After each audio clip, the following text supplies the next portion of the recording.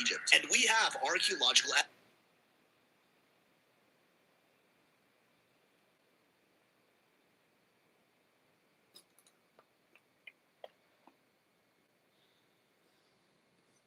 How do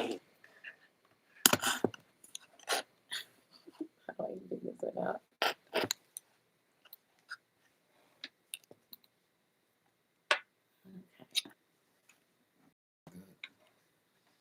Yeah, it'll work. You're gonna put this one.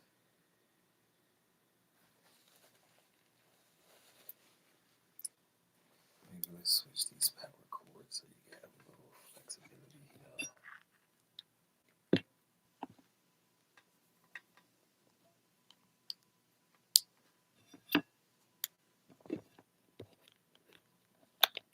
That's how to keep it from falling off too.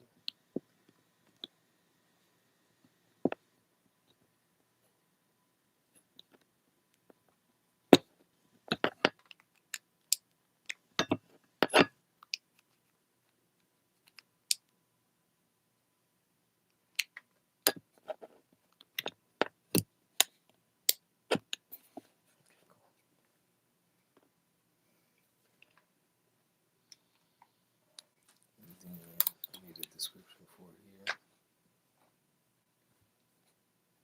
He's already went live. Huh? Mm-hmm. He's standing here looking silly. Well, love bug, you just gonna have to move out of the way. What's on your arm? Are you peeling? Yeah. It's molting season. You're molten.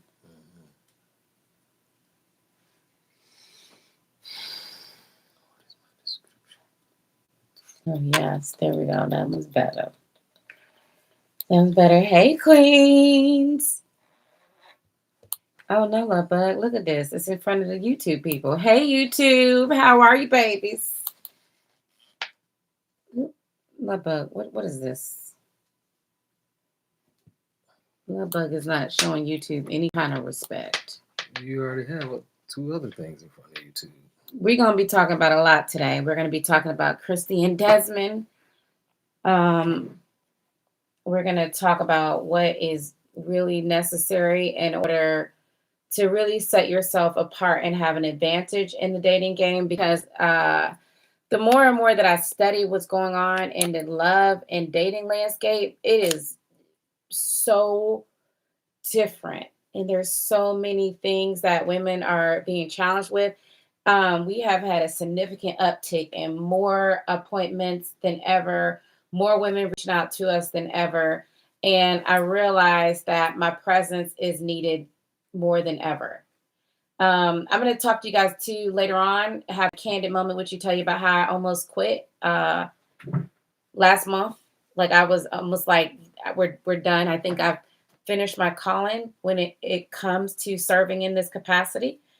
And we're going to talk about what are the challenges, especially in this environment, culturally, economically, socially, like what is really the challenge that you are going through on your love journey that has so many women scared, so many women believing that they're never going to be able to meet their soulmate, that they're never going to be able to attract love. And then I'm going to do my absolute best to give you tangible advice that you can take today to start to improve your love life, to start to help you to be able to align with the kind of love that's going to fill your soul. And he is the kind of man that can match you at the level that you're doing life and or up level you, because I am one that believes that, ladies, it's time out for us settling. Okay. Like I've been saying this from the mountaintops forever. Like, ladies, please stop dating broke men. Please stop dating down. It's to your detriment. And we keep seeing like a lot of public figures deal with like the consequences of like not taking that piece of advice seriously. But I think you need to look at Facebook, because Facebook isn't populating. So let's make sure that they are getting what it is that they need to get. So then as we have this conversation, because like I said, I'm going to be talking about Desmond and Christy. How many of you are familiar with them? They are a big couple influencer who we found out that Christy filed for divorce. And I do have my feedback on that. And I believe in coming from an angle that's not like gossiping, but from an angle that it's like, how can we learn from this experience? But before I even get started on that, hi everybody, I'm Shay Your Love Diva. I'm a Master Certified Love Strategist. I've been voted one of the top 5 love coaches in the entire world, but now I am not only a scientist because I use the science of attraction in order to help women to have an advantage in the dating game so that they can be able to up level and align their love blueprint with elite love. And that's with a man who makes 6 and 7 figures plus, and he has character, values, and valor. And we help our women to do that every day, all day. And I have so many things that I want to share with you. But the first thing I want to do is I want to apologize to each and every one of you. Why do I want to apologize? Like, it's kind of like a blessing because I went through probably the longest dark night of the soul I've ever been through. Missa, I'm going to answer your question, baby. Just hold it. But I want to apologize to you before I start talking about Desmond and Christy and how you can use science to have an advantage in your love life. I want to apologize because it's been a while since I've been in a dating game, right? I've been married to Lovebug for 11 years this year. And I remember the dating game like being a rough road, right? Hey, baby. I remember the dating game like having so many bumps in the road. I remember how men were. I remember being tired of dating. I remember being frustrated with dating. But the part that I forgot was when I was like, I freaking hate dating. I hated it because I didn't trust men. I hated men. I thought that they were all dogs. I thought that they were all liars. I thought they were all cheaters. And the reason why I had to make that blanket statement was because I was tired of getting hurt. It seemed like no matter what I did or what I tried, then I kept getting my heart broken over and over and over again. I was cheated on. I was abused. I was mistreated. And so then I had this energy that like was basically telling men to stay away. So then like no guys was talking to me at all. Like literally I could walk outside naked. I didn't do that, by the way, but I could walk outside naked and nobody would approach me. I didn't have any dates. I didn't have anybody interested in me at all. I didn't. And here's the thing that to me that was the most heartbreaking at that time. It wasn't necessarily like all of the hate that I had for men. It was how or the fact that I didn't even trust men. It was the fact that I didn't trust myself. I didn't trust myself in being able to choose the right man. So then that made me even more frustrated.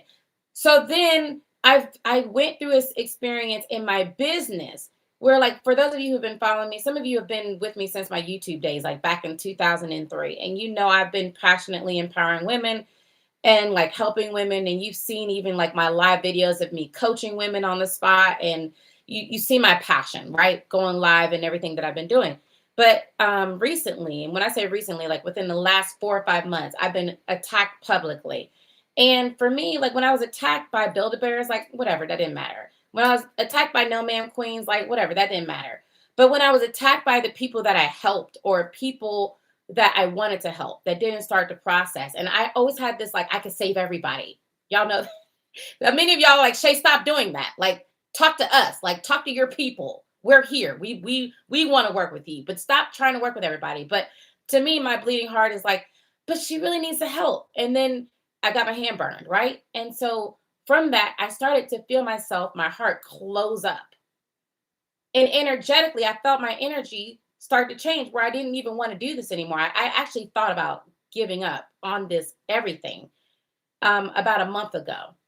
And then I had like an epiphany. I had like one of those moments with God. Now, bear with me, y'all. We're going to talk about Christy and Desmond. We got a lot to talk about. All right. And there's going to be some things that I'm going to teach you that's going to help give you an advantage and hopefully help you to get over this heavy, heartbreaking frustration that some of you have when it comes to why you haven't found your person yet. Okay. So hopefully in the story, it's going to be able to help inspire you. But anyway, I started to feel my heart close up. I started to feel like the heart wall. And for many of you who have had one-on-one sessions with me, I do a reading. And when I do a reading, I ask you for permission to connect to your heart after I pray to God, the one God. And so I connect to your heart and I'm able to see. I'm able to see your past, present, future. I'm able to see what's blocking you. And I'm able to see your heart wall. And your heart wall gives a lot of information.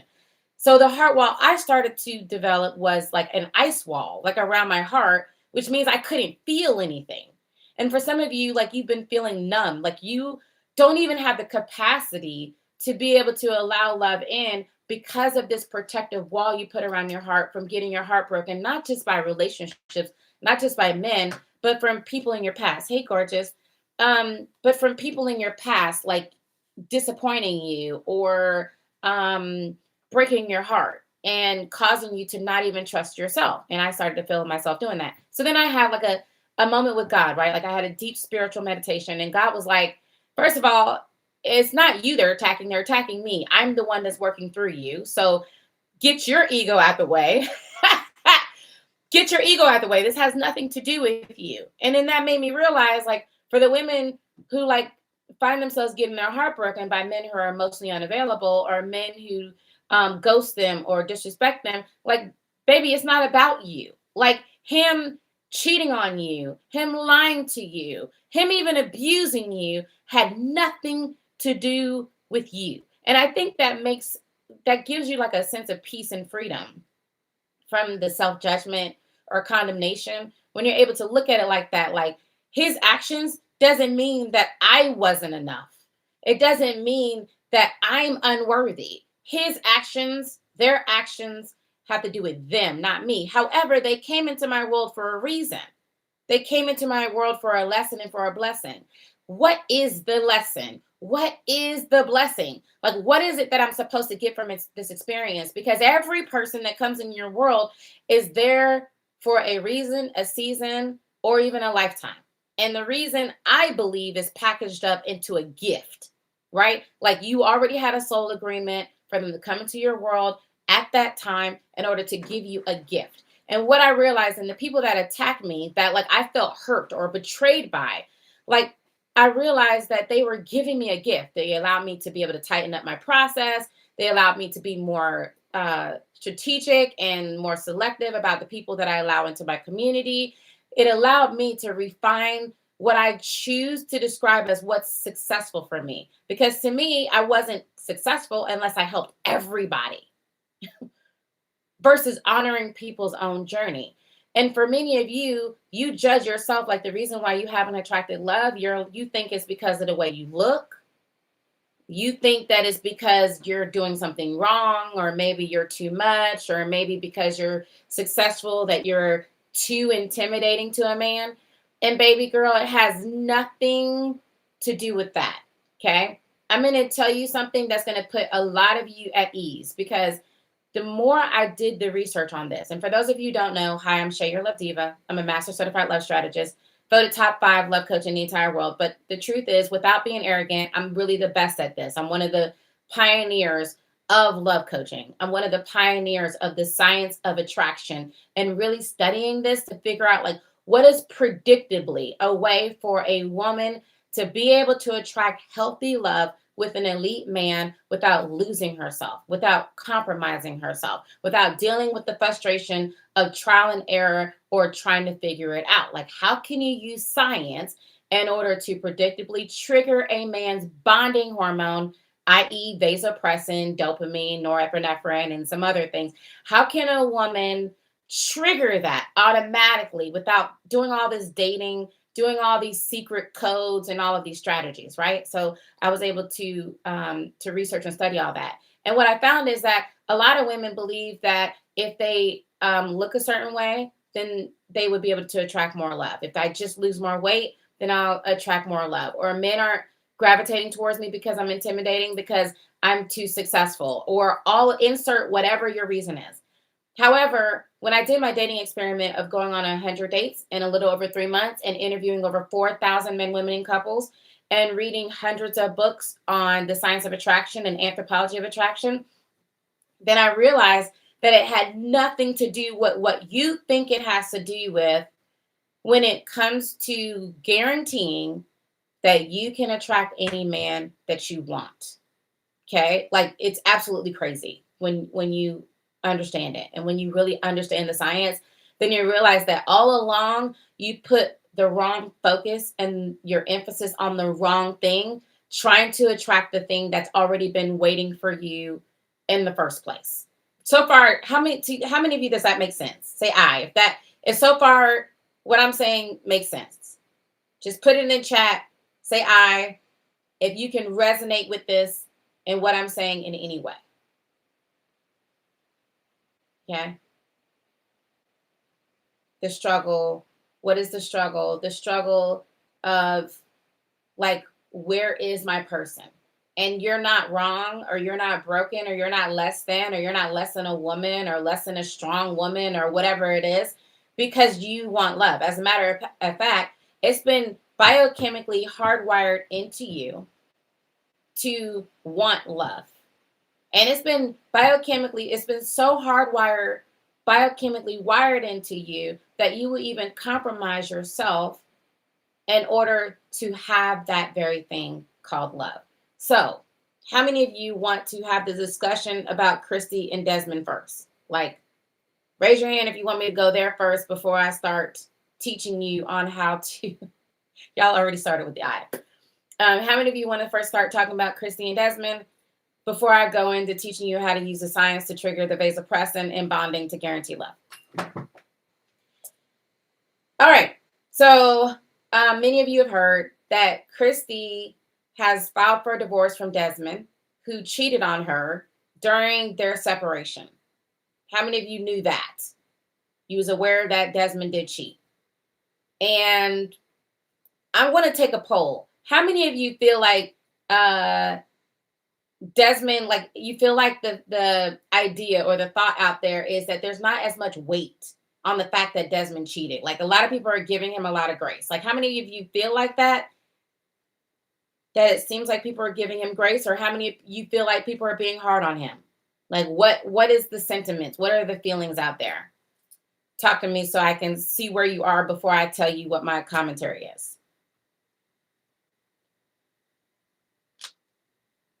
Are we being too lenient or too graceful on Desmond?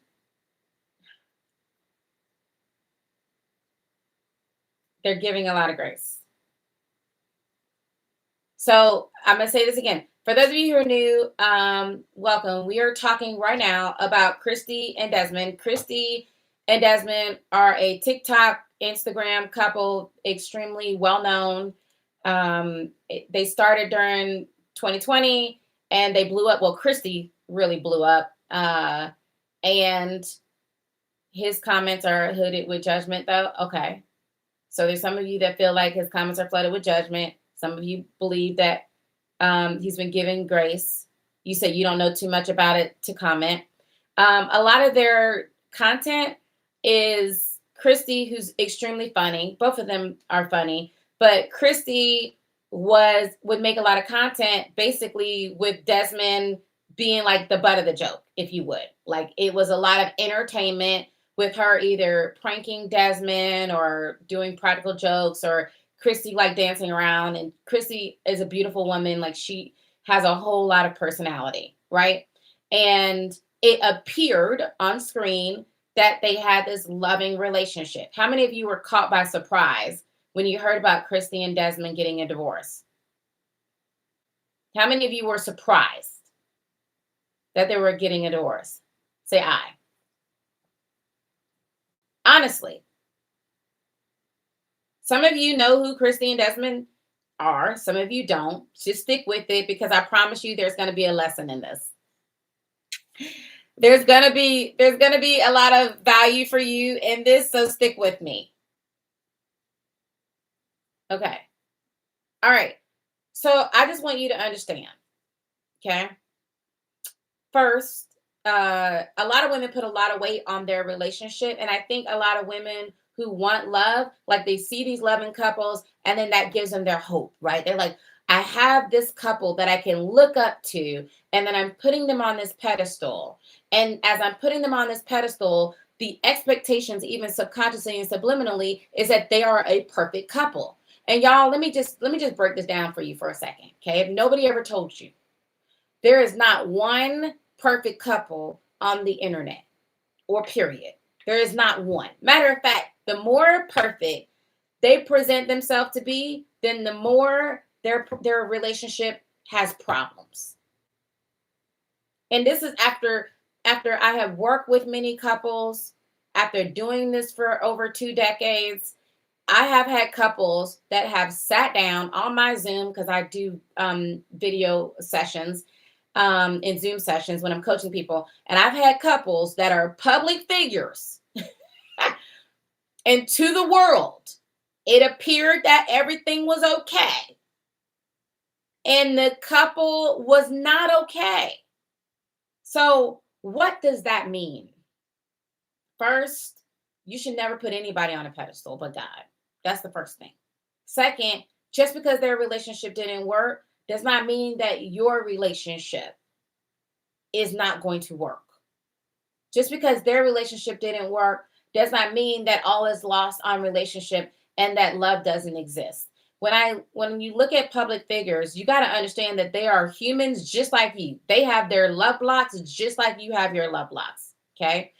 And then you're seeing their love blocks play in real time. So let's just talk about what was going on in their relationship. Shay commentary. Okay. This is going to be Shay's take. First, I wasn't surprised by Christy and Desmond getting a divorce. I really, really liked them.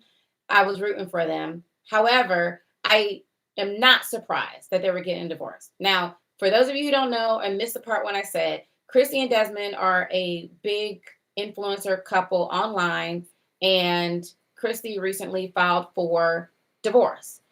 And from the story that's being told is that Desmond asked for a separation, and during the separation, he cheated. Okay. And Christy found out about him cheating, or he told her he cheated, and then she filed for divorce. Now, first thing is that we have to talk about how men are biochemically wired from an understanding and a lesson standpoint, not justifying Desmond, because I feel like it was a Build-A-Bear move for him to cheat, period. Like, cheating's never justified, and married is married. So if you wanted a divorce, if you no longer wanted to be with your wife, then you should have just asked for a divorce, period. Not cheat on her, ask for her to be separated so that you can think that you can have the freedom to play it out and do what you want to do. But understanding like how men are, how women are, let's bring this back to lessons that we can take from it. First, Desmond and Christy got together when they were young, from my understanding, like college or something like that. Okay. So you have to understand that men go through phases. Okay. They have their knight phase, they go through the prince phase, and they go through the king phase, and then they go through the elder phase. According to, her name is going to come to me. I don't know why her name always disappears, but whoever, if you have the name of the woman who wrote the book on Keys to the Kingdom, then please put it down in the chat, because her name just left me. But anyway, men go through their phases. So when Christy met Desmond, he was in his knight phase. What does that mean? He's in the phase where he's adventurous, he's playing, but he probably loved her. And the love may have been as a friend, or it may have been a passionate love. We do not know exactly what kind of love that they had. However, when Allison Armstrong, thank you so much for that, Melinda. But when you watch the way she was pranking him, if you paid attention, you can see how it minimized his masculinity. You can see not only not blaming her, because he participated in the minimization of his masculinity. But here was the double knife that happened to their marriage. Hey, here's the double knife that happened to their marriage. Okay. First of all, whenever you make your relationship for public consumption and entertainment, then you always put yourself at risk of the energetic attacks that's coming at you in public perception anyway. The second thing too is that as he allowed his masculinity to be compromised, her career success started to increase. And then as their page increased, and as the more that he kept compromising his masculinity, the way he identified himself was starting to get into conflict.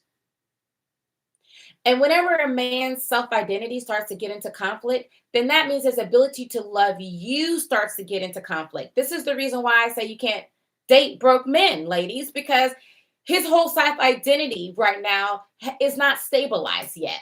He's As a man, it's in his nature to be a provider. And if he's not able to be a provider and he's going through financial struggles, then he's not even in the position to stabilize his sense of self-identity. So then here you have him compromising his masculinity. You have Christy's success rising. She's now making significantly more money than he's making. Desmond's trying to get his channel off the ground with his cooking and everything, but his cooking is nowhere near as successful as his wife. So now he's publicly compromising his masculinity, and his wife is making more money than him, and she's not noticing. She's not noticing, okay? And I'm not saying it's her fault, because I need you to look from a grander lens. Because ladies, you got to pay attention when your man starts to resent you. Many women who are very successful, this is what I find, that like around the 30s and especially in the 40s, like the more you start approaching 40, the more desperate you become. And the more desperate you become, the more you're compromising on the kind of man that you're allowing into your world. And the more you're compromising, then the more you're opening the door for a mess. Okay. And then next thing you know, because she really wants to like have the child or the children before it's too late, she's feeling her biological clock ticking. And the more she wants that wedding, because she's seeing all her friends have the wedding and have the life and everything else, she starts to compromise on the man that she's allowing in her world. First, because she doesn't know how to properly vet, date, and select the man. And then second, because she's operating in fear, because she doesn't have the confidence to know that she can biochemically trigger any man at any time to biochemically be wired to be bonded to her. And because she doesn't understand that process, then now she starts to get desperate. And then she ends up in a relationship with a man who potentially now resents her because she's doing much better financially and in her career than he is. And this is what it looks like when your husband starts to resent you. You feel the pull to minimize yourself. If there's any sign, okay, if there's any sign that you need, write this down. You feel the pull to minimize yourself.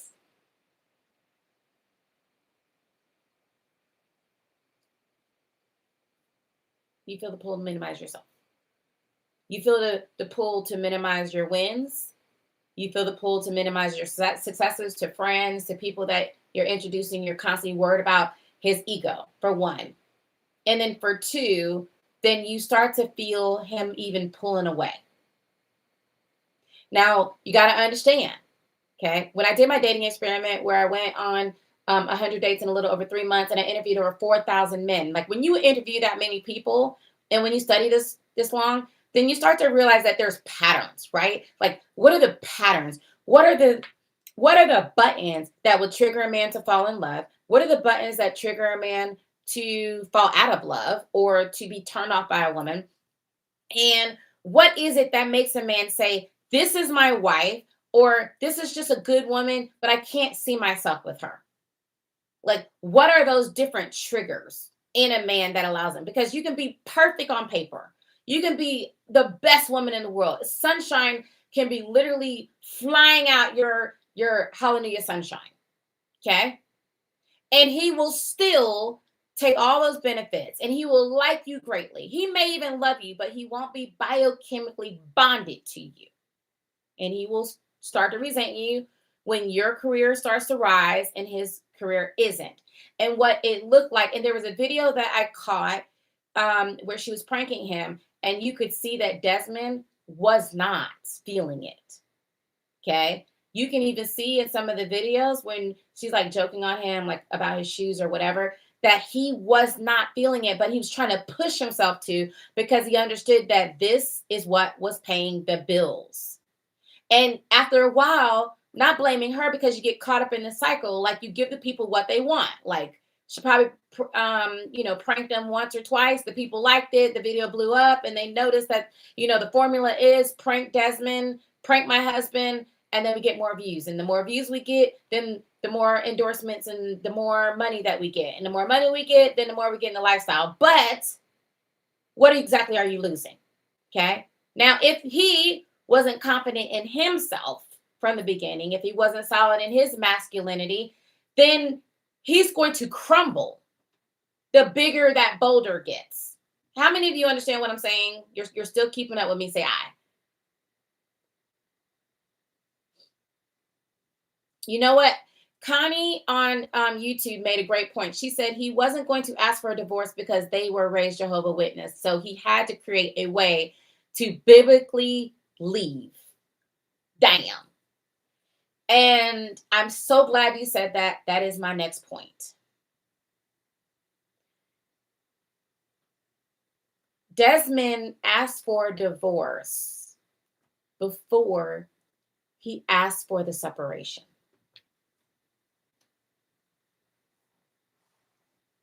Desmond was gone before he asked for the separation. He was gone. He was emotionally checked out. Now, it is my hope. I think that what's going to happen is that because Desmond, he didn't get a chance to sow his oats. He didn't get a chance to go through what the first phase of what men go through, right? The night phase, ladies. And the night phase is the phase when they need to play. They need to explore. They need to sow their oats, if you would. Like, he was married to Christy when they were young. So then now he's like seeing women in his DMs. And now women are throwing themselves at him when nobody probably was checking for him until Christy married him. And then now they're getting famous and they're this dynamic couple because his wife is fantastic, because his wife is funny. And so now women start to compete against other women. Okay. This is the other part of my commentary. Like for some women, they're so insecure. They lack so much self-awareness to like do the work on themselves so that they can attract their own man, that they will see another woman with a man and now she becomes the competition. And so she's going to disrespect the relationship. She's probably getting like a ton of DMs, women that are approaching him. The temptation is high.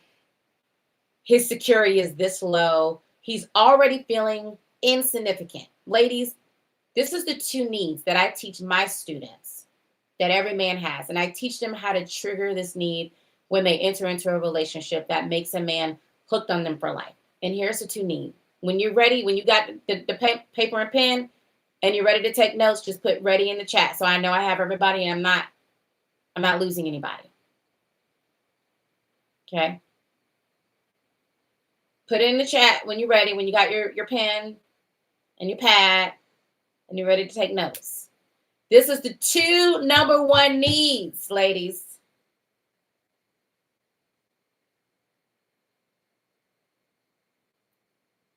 Which then will bring together what I'm saying and why everything else that I'm saying is making so much sense. His first need is significance. The first need for a man is, there's 6 human needs. I'm not going to go through all of the 6 human needs. I teach it in my programs to like my boss divas and my DVU students. But there's 6 human needs. And for a man, overwhelmingly, their number 1 need is significance. The need to be needed, the need to feel important, the need to feel like the king in your world. Okay? The need to feel like they bring value. And then the second top need, after interviewing thousands of men, after doing this for 2 decades, is how much is he able to contribute to you? His need for contribution, his need to be able to improve your world and your life. If he can't get those 2 needs met, ladies, and it doesn't matter how, because a lot of women are like, oh my God, like I make the majority of the money. I'm the one that's successful. I'm the one that owns the house and the car and everything else. Like, how can I meet that need in my man who happens to be a construction worker?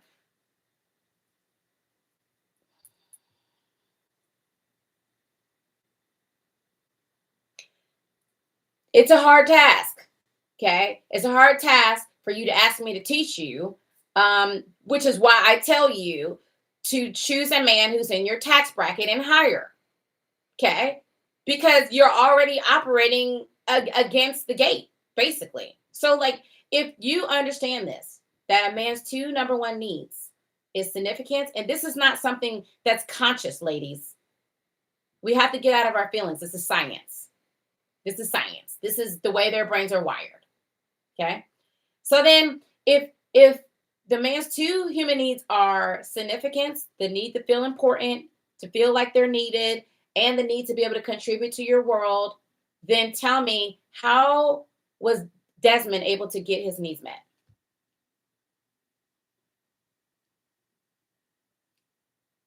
Anybody, put in the chat. How was he able to get his needs met?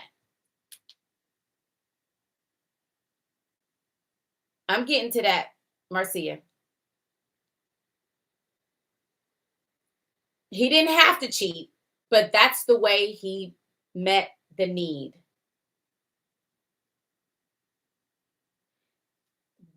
That's basically, Naomi said, by someone who needed him more than his wife, whom he actually could meet her needs in his mind. Okay. Now, Christy could have been the most amazing woman. She could have been there, like, worrying about his ego and encouraging him every day and doing all kinds of amazing things for him every day. Like, she could have been the greatest woman. It doesn't matter. It's what's going on in his own brain. And in his brain, he didn't feel significant, and he sure as heck didn't feel like he was able to contribute at the level that he felt like he needed to contribute in order for him to be valued, in order for him to be able to bond with her. I hope you're catching what I'm saying, because this is going back into my lesson of what I'm going to do on how to get a man to biochemically bond to you. Are y'all getting what I'm saying so far? Let me take this off. I'm getting hot.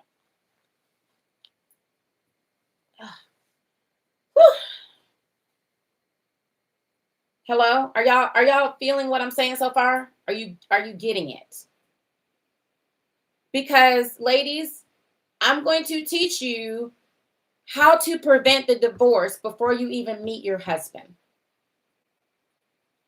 using science. I'm going to teach you how to prevent the divorce before you even meet your husband, using science. And that's the reason why I wanted to start off, for you to understand, like, what was going on, so you can be able to see the signs in your own world. Okay. With the Christy and Desmond, I wish them nothing but the best. I do hope that they're able to work it out. If he cheated once, then they can make their way back. If this is a regular thing for him, Christy, come see me. Deuces. Okay. It's not worth it. Let him take the dirty penis and go somewhere. Trust me, there will be better for you. But if this is the first time, then I do believe that you can make it through, especially when you already have kids on the line. But let's talk about how to be able to trigger a man biochemically, how to be able to guarantee that you will be able to attract your romantic best friend and you're not wasting time. So the first thing I want to tell you, ladies, is stop dating. Like, stop it. I see so many women, like, you're searching on this app, like, how to date a rich man, or how to get a date, or how do I get somebody to like me? When you're asking the wrong questions, you're doing this whole thing completely backwards. I had a client, and this client, she was extremely successful. And when she came to me, she had hired a matchmaker, and she did coaching in the past, and she felt like something was wrong with her. And it's funny, because even though she won all kinds of awards in her career, even though, like, she had her own house, her own car, she was very successful, she still felt like something was wrong with her, because she's like, Shay, why haven't I found my person? Like, all my friends have gotten married. I'm 41. I want to have a child. I'm getting ready to miss out on having a family. I'm starting to feel like there's something going on and something wrong with me. I feel like I've been on like 1,000 dates at this point and nothing is working. And when we were able to teach her how to basically use the science of attraction in order to trigger a man's vasopressin, she was able to attract a man, and literally in less than 8 months, this man knew he wanted to marry her. He proposed to her like before the end of the 12th month, and they're now married. And from my understanding, she has a baby on the way. I think the baby is due like in March or something like that. But it was simply her understanding that all of this is science. And you know what that means? Like if you understand that love is a science, then now it's predictable. Like you don't have to guess at it. You don't have to feel so uncertain about it. You don't have to wonder if your soulmate is going to come. It's a matter of when. When you apply the techniques that trigger a man's natural bonding hormone, then he's going to want to provide. He's going to want to protect. And he's going to want to be the man that's committed to you for life when you're able to do this right. So then what does it take? What are the steps? Now, I have talked about what are the 5 phases of bonding in every relationship. But how many of you have never heard me talk about the science? Say I. You've never heard me talk about the science of triggering a man to bond with you and what the 5 phases are. Say I.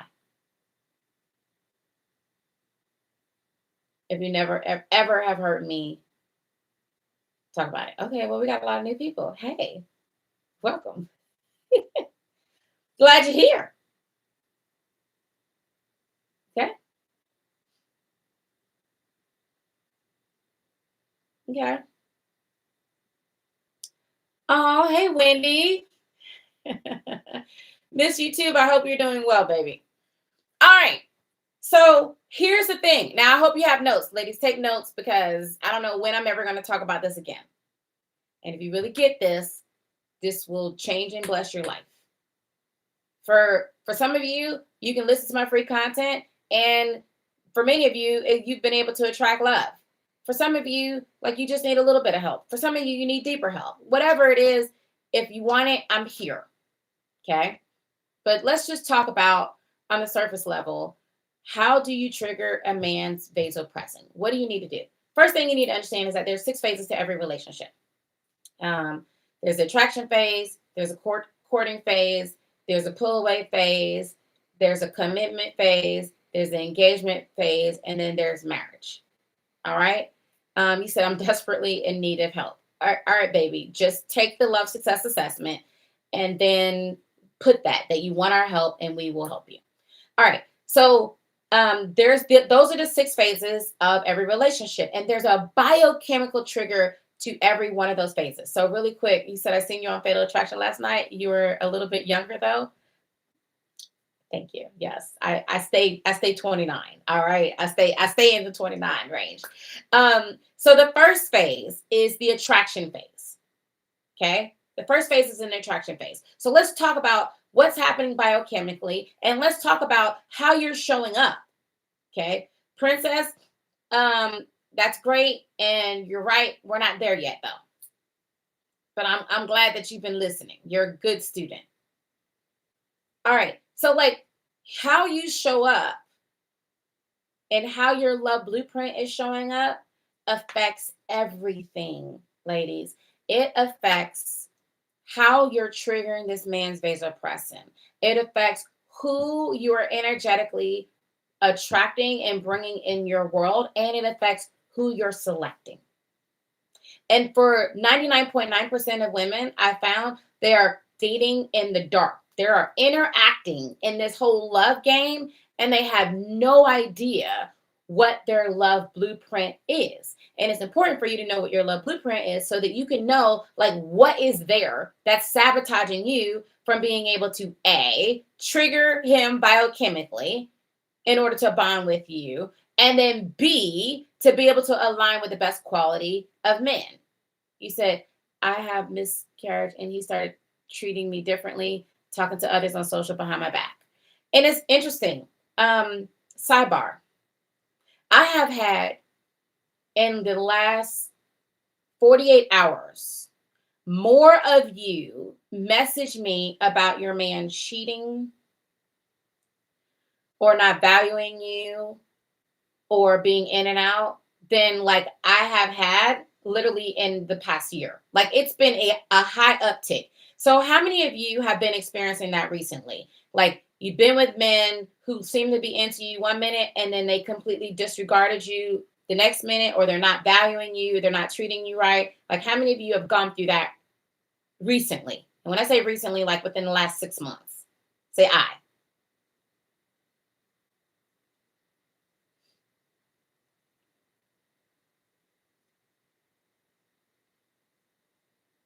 How many I'm dealing with abuse and he's sabotaging me to keep me stuck on him?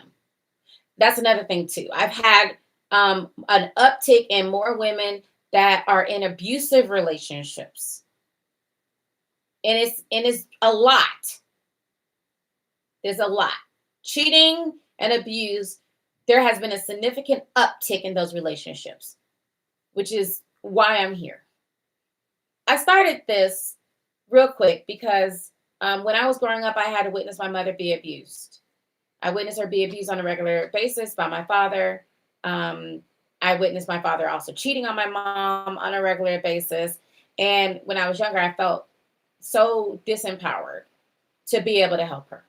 And then when I found myself homeless, and because I chose the wrong bill to bear, and I found myself in an abusive relationship, and now I'm homeless with a child who can potentially end up attracting an abusive relationship, I knew that I needed to do something in order to do my best to prevent her from experiencing the abuse that I experienced, and that my mother experienced, and that her mother experienced. So that's when I did the dating experiment, because as many of you know, I graduated pre-med biology from Florida State.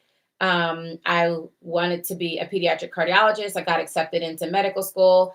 I actually got accepted into Michigan State undergrad and automatically was accepted into medical school. And then I went to Florida State, and then I also got accepted into medical school again. And I changed my mind before I went to medical school, and eventually did pharmaceutical sales, where I got to study studies for a living. And then I realized that my calling was doing this. So I retired from pharmaceutical sales after I got discriminated against. And then I started helping women full time to be able to attract elite love and attract healthy love predictably using science. And so what I discovered from doing my dating experiment, from interviewing so many people, and from studying these 4 people. Now, write this down as I'm breaking down to you, what are the 6 phases of a relationship, and how do you trigger a man biochemically in order to bond to you, so you're not just playing the guessing game when it comes to love. Then these are the 4 experts that are my top favorite. Now, I've studied hundreds of them, but these are the ones that I'm going to be referencing. Okay. Thank you, Brenda. Hey, baby. Brenda's like one of my top 5 favorite clients, like, ever. I swear to goodness. I love you, Brenda. So here are the 4 greats, my favorite. Dr. Helen Fisher. Okay. She's like the godmother anthropologist when it comes to attraction. Absolutely love and adore her. There's Louann Brizendine. She wrote the book, The Male Brain. She also wrote The Female Brain. And then there's Don Maslar. Don Maslar wrote He Chases Women Choose. Hold on. Where is it? He chased what she chooses, something like that. And then there's Dr. John Gray. Dr. John Gray wrote the book. He wrote multiple books, but Men Are From Mars, Women Are From Venus. Okay. I love the science. Baby, listen. My question to you is not on why your man is acting different. Okay. You said you had a miscarriage, and then he started pulling away. However, it sounds to me that he's showing you the way he feels about you. And that's the only thing that you need to see in order for you to move on to what's waiting for you. The problem is that we stick around way too long. Like, the man is showing you that he's not worthy of you. And if we stop dating to be selected, and you start dating to vet and see if he's even worthy of you, then you will stop breaking your own heart. Because the truth is, baby, that denial is your protection. Trust me. That man and it not working for you, and him losing interest, is your protection, because your soulmate is going to be so much greater than that. And if you would have had a child with him, with that Build-A-Bear, you would be sitting there frustrated. Okay. Ask me how I know.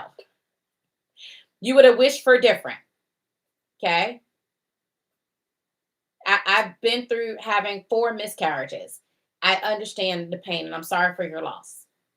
And I would say, trust the plan. Okay. Trust the plan. Because maybe the plan that God has is for you to have your first child with an amazing man who's actually worthy of being with you, who you can build with, and have a kid with your husband. Don't have any more kids with men who aren't your man. All right. Are y'all ready to talk about the science?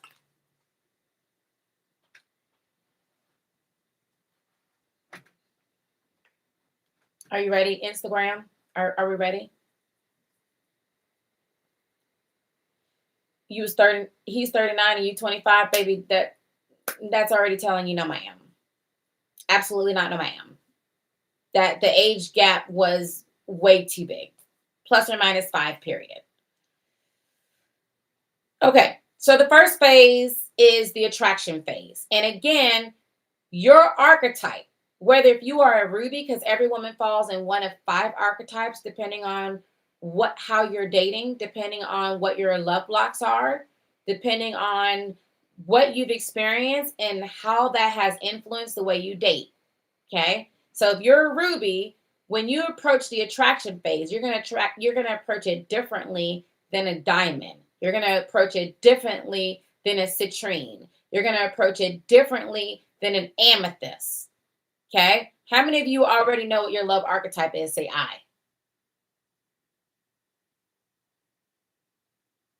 Hey, Selena. All right. Come talk to me, baby. Come talk to me.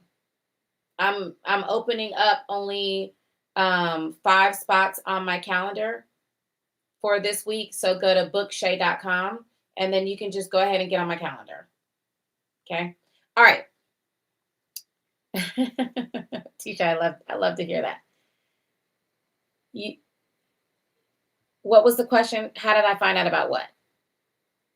Okay. All right. How do you find out is lovesuccessquiz.com. Okay. If you want to find out what your love archetype is, then go to lovesuccessquiz.com. So I'm going to use the example of a ruby as the example. So in the first phase is the attraction phase. That means he sees you. He sees your beautiful, delicious, sexy self. And ladies, I don't care how much you're critical of yourself and how much you think that you're not pretty enough or this or that enough. Like there's a man that when he sees you, you are the cat's meow. You have triggered his biochemical mating hormone called testosterone. You triggered it. And when you triggered it, that means that his whole biochemistry is saying that I would have sex with her. You're sexable, okay? That means that when he sees you for the first time, he doesn't know you, ma'am. He's saying that I am interested in your yams. Your buttercup, ma'am. Your Scooby-Dooby-Doo, okay? Your popsicle cup. All right? Your peach cobbler. Your kibbles and bits. That's what he's interested in. And for a lot of women, they make the mistake of thinking that this is the Notebook. They're thinking that this is a romantic story. And then they get their feelings hurt because he said all the right things. And he's saying all of the right things because biochemically he's triggered to. It's just like when you're hungry, what's the first thing you do when you're hungry? Please put it in the chat. When your stomach is growling, what do? Talk to me. Yes, Carlene. The assessment's free. If you go to lovesuccessquiz.com, the assessment for now is free.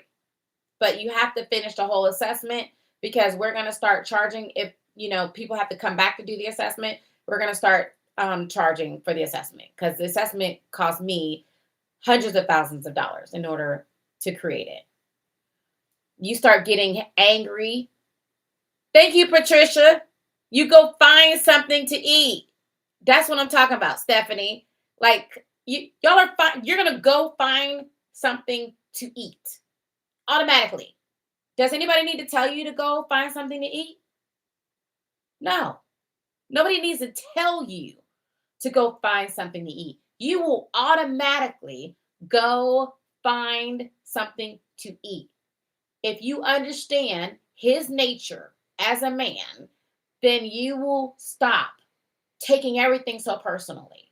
His body is wired in the beginning to mate as much as possible. However, once he bonds, he is biochemically wired to bond with one woman for life.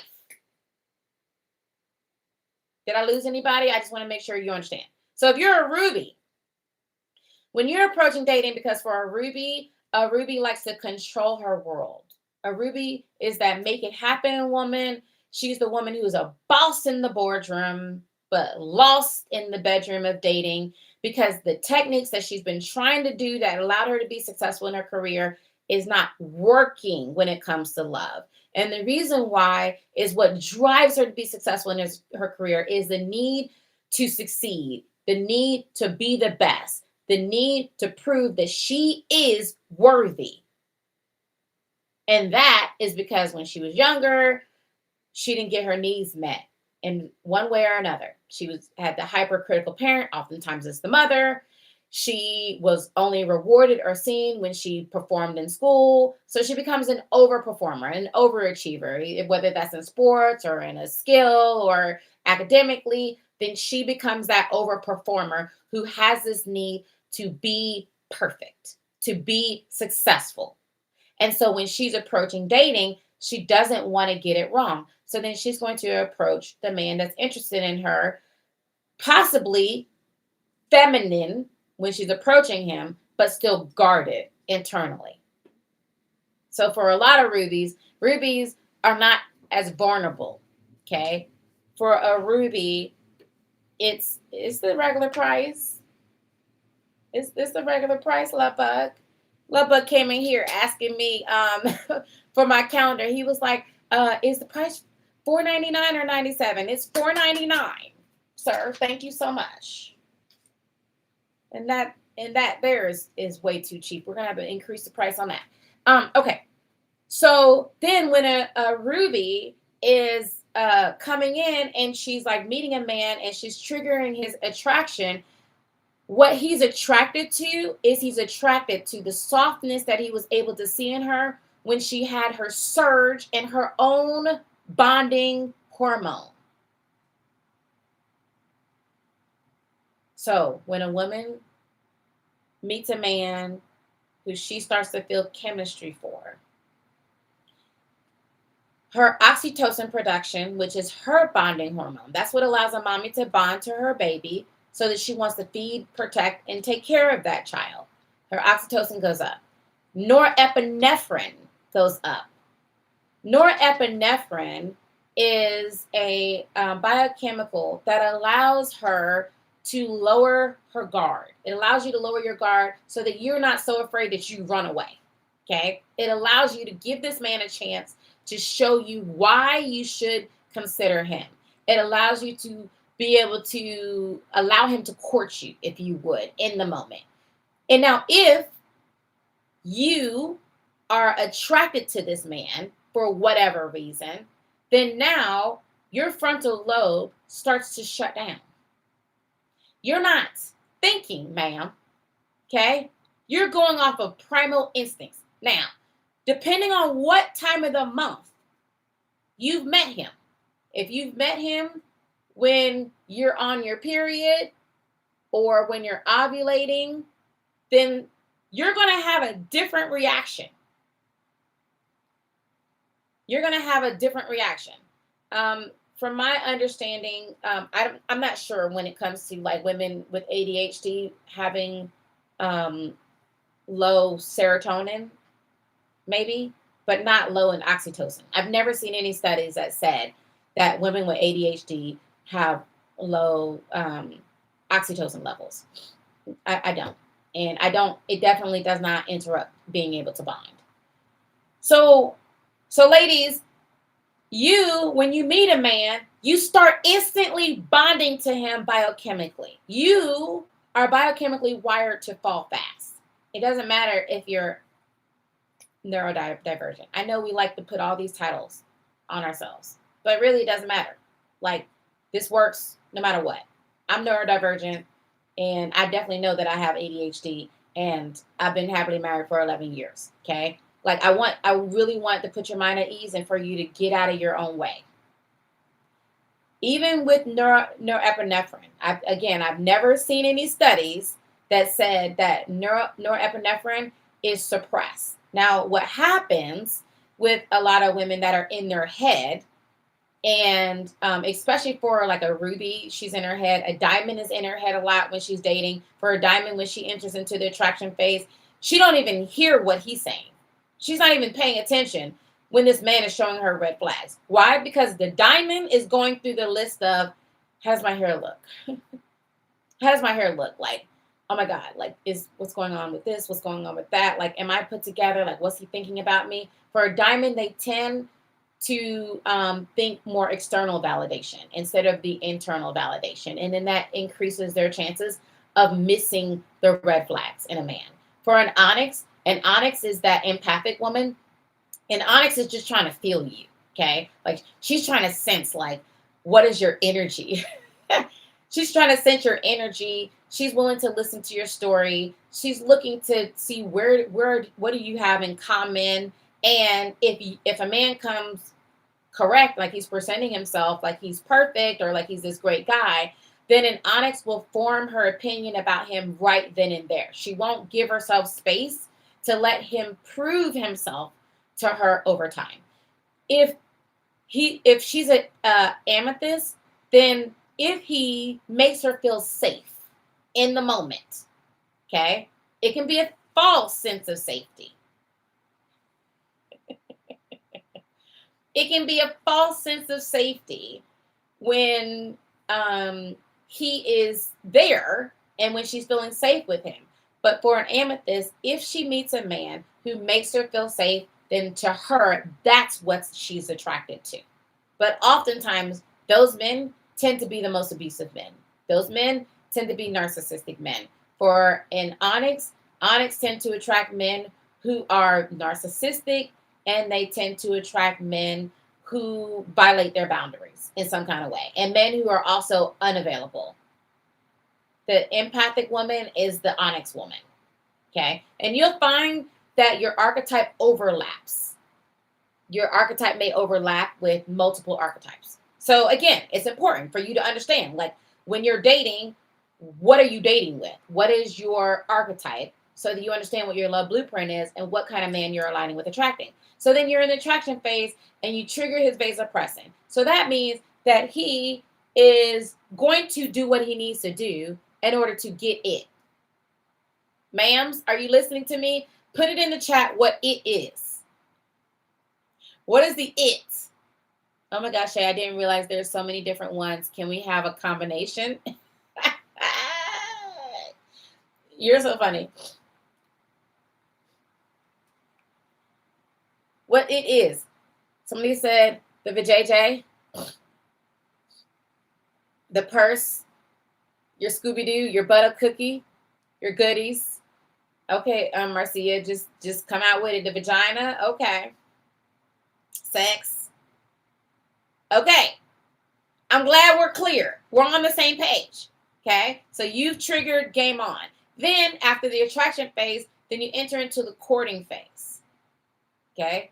You're going to enter into the courting phase. Now, in the courting phase, ladies, this is where he, again, is biochemically wired to do everything he can to drop your guard down. Now, your guard is dropping down at the speed that he can interact with you.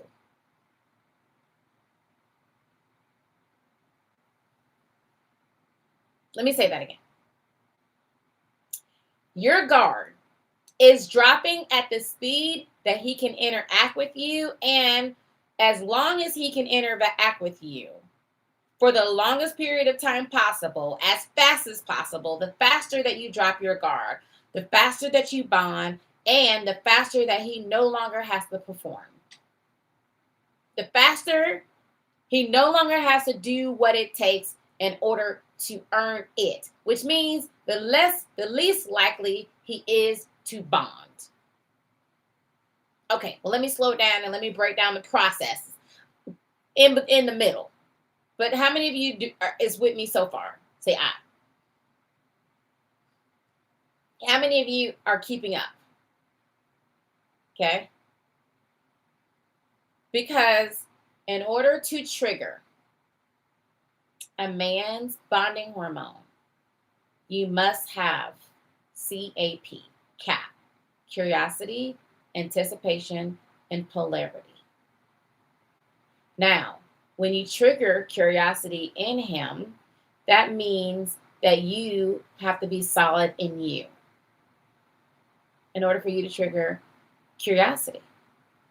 Because if you are afraid of getting hurt, or if you're feeling like you're not good enough, or if you are dealing with the subconscious love blocks that are keeping you from allowing a man in your world, then this is what's happening.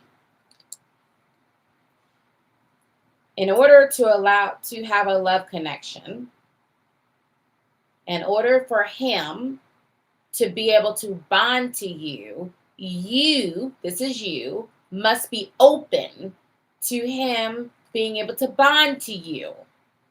If you are closed and he's trying to bond to you, then now you're blocked. That's called a love block. If you're blocked, which means that you lack vulnerability, you lack the ability to be bonded to. If he's still interested, then that means he has to be blocked. That means he's going to be emotionally unavailable. Okay? Because if you are open, then there's no opening for him to maintain his need to be curious about you. CAP stands for curiosity. It stands for curiosity. And in order for a man to stay curious, he has to know that he has a chance to bond with you. And if you are high in cortisol because you're stressed out all the time, because you're operating in your masculine energy, because you're scared of being hurt, then according to science, you're producing less oxytocin. You're producing less of the bonding hormone that allows you to be able to bond with a man that can actually love you. Right. So you're producing less amount of the hormone that allows a man to love you, and you're producing more of the hormone that blocks bonding and blocks the man from being able to love you. And depending on what time of the month that you're on, like if you are going through your ovulation, side note, ma'ams, go sit down somewhere when you're ovulating. Please, just go sit down. Go sit down. Did you know that according to science, that when you're ovulating, you're more likely to choose a player? You're more likely to slip and fall on aisle 5.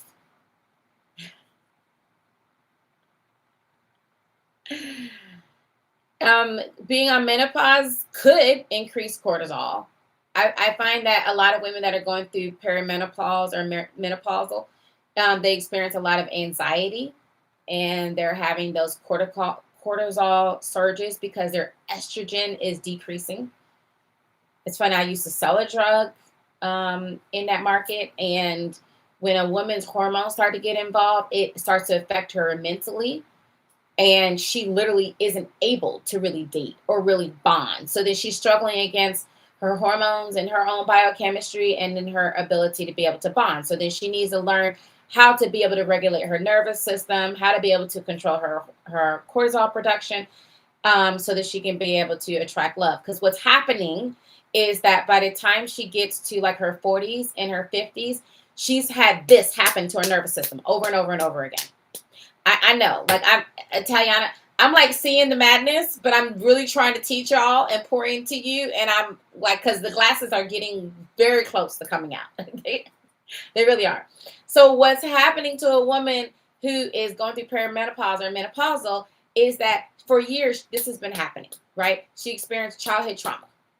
And then she experienced all the beliefs that she has about herself because of the trauma, or because of the dysregulated environment. And then she goes to college, and then she experiences heartbreak, or she experiences being rejected or betrayed by men. And then she experiences having to fight to climb the corporate ladder. So then now she's having to like push down her feminine energy, operate highly in her masculine energy. That's going to automatically drive you in your cortisol. When you're doing that, you're producing more testosterone that drives up the cortisol in a woman. So she's had this hitting her nervous system, this hitting her whole hormone systems over and over and over again. So by the time she gets to her 40s, the system is stressed out. Okay? Her nutrients are depleted. So then when she's going into menopause and she's having hot flashes and she's having all of the side effects, people have normalized it, but technically it's not biochemically normal. You don't have to go through that. Like there's a way for you to clear the love blocks so that your nervous system isn't being taxed so much, so that when you're going through the change of life, it doesn't feel like you're damn near about to die. Okay? So then if you are dating when you're ovulating, then you're not dating with a clear mind. Okay? You're horny is what it is, ma'am. Okay? You're thirsty. You need some water. Some of you, your baby daddies are uncute, ma'am, and little baby gremlins only because you dated him when you were going through ovulation and you was just a little bit thirsty. And like the samples in the grocery store, you thought you was just going to take a little sip, ma'am. You thought you just going to have a little cup and that was going to satisfy the thirst. Your parched throats. But no, ma'am, okay? You walked away with what's more than what you paid for, and now you just stuck wondering what the hell was you thinking. You wasn't thinking is what happened. You wasn't thinking. Your mind shut off. She was thinking. And because she was thinking, you weren't thinking. Now here you are. You got this gremlin that you then made half a baby on. And thank God the baby looked like you. But now you stuck continuously asking yourself, what happened? What happened was you slipped and fell on all five because you was a little hungry, ma'am. You was a little thirsty. It had been a while since you ate, which is why one of the number one dating tools you need before you get all out here, ma'am, trying to trigger people's vasopressin is take your behind to the Garden of Amazon. I'm going to try not to get kicked off of TikTok, but follow me for a second. Go take your butt to the Garden of Amazon, ma'am, and Google the rose. I'm not getting paid or endorsed by the rose, even though they should be paying me. And ma'am, use it, okay? Get both versions. Get the flippity-floppity kind and the suction kind. And before you start going out there in them streets, use it so you ain't so dang on thirsty. I had a client. She came to me, and this is my early days, right? When like people didn't listen all the time. And I stopped dealing with those kind of clients. My clients listen to me now because they know I don't play. I'm about my business and making sure that my clients get results. However, this client didn't listen to me. She went out on a date. She was like very successful. She was divorced. She had 5 kids. And she went out with like a officer. And it had been like 5 years since she like had sex. And I told her, I was like, baby, listen. I said, wear the holy underwear. Like wear your most uncute pair of underwear. Okay. Don't shave. Like, don't go putting the most beautiful piece of lingerie on. Like, make sure that it's the most ugliest stuff that if you took it off, you'd be so embarrassed. Like, it need to be bush for days, okay? I don't know why y'all be trying to keep it slim and trim down there when you're dating. No, it needs to be wild, all right? So that you wouldn't even think about letting anybody see it. You need to, like, wear some granny panties with some little holes in it. You know what I'm talking about. Wear your period panties. Call it a day. But set yourself up for success. And I told her that, like, whatever you do, do not do to do. And she's like, oh, Shay, I would never. And I'm not, you know, like, I know better than that. And there's no way. And it's already been 5 years and I'm good. And she said all of this stuff. And I said, ma'am, I need you to really hear me. Before you leave the house, go on and get your toy and handle your business. I said, text me when you've handled your business before you go on the date. She didn't text me. She didn't listen. Remember, she had 5 kids. 3 months later, She calls me crying. Shay, I should have just listened to you. I didn't tell you this, but the first night, and I already knew that she did it. The first night that she went on a date with this man, she then dropped it low and spread it wide, and she got pregnant on the first date. Did he turn out to be a Build-A-Bear like her ex-husband? Absolutely. Did she go through hell with courts and custody battles with this man? Absolutely. She absolutely did. I ended up having to drop her as a client because she wasn't listening. Like, she wasn't doing her homework. She wasn't doing what she's supposed to do. But this is what I'm talking about. The risk that you run when you're doing dating, when you're being sloppy, when you're not making sure that you're protecting yourself from yourself. Because, ma'am, your hormones are raging. It's like a desert down there. She's been starved. You ain't feeding her. Even a dog is gonna eat out the trash if you ain't giving them what they need to give. So make sure you handling her before you're dating, and then make sure that you're dating with intention. If you know around ovulation time that it gets ravenous, I don't know why I'm like this, y'all. I'm a Sagittarius. I'm very, very Sagittarius.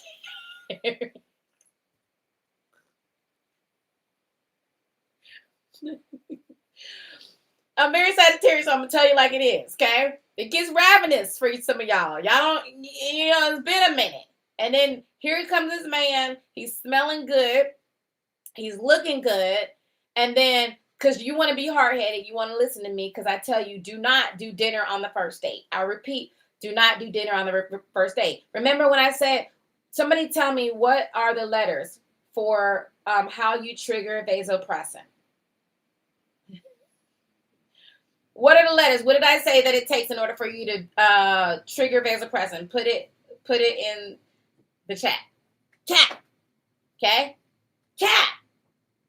Now, ma'am, if you are making it too easy, you're not triggering cat. The A is for anticipation. He needs to look forward. He needs to look forward to being with you. That's what the A is. So then he's anticipating. So then you move from the courting phase. And then during the courting phase, his testosterone is dropping. Okay? His testosterone is dropping, and his vasopressin is rising, and his dopamine is rising, and his serotonin is dropping too.